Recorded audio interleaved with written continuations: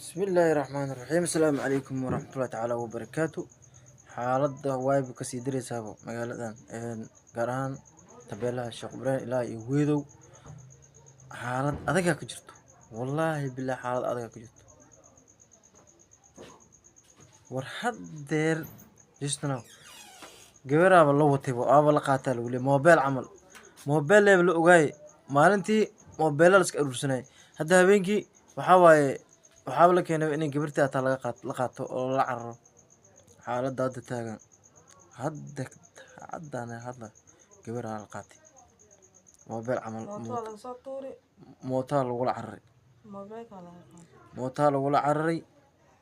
waa la daba daday waxay meesha kaamka jooga dhan waa isku soo baxeen waaba la daba orday mooto kale la daba qaatay nin walba guriga booskiisa feekona ugu jirtaa dhacday waa laga daba eriyey gebigeeda mootada laga soo tuuray moobeelka laga qaatay xaaladaasaa la marooyaa wallaahi oo bilaahi tullaahi xaaladaasaa la marooyaa yaa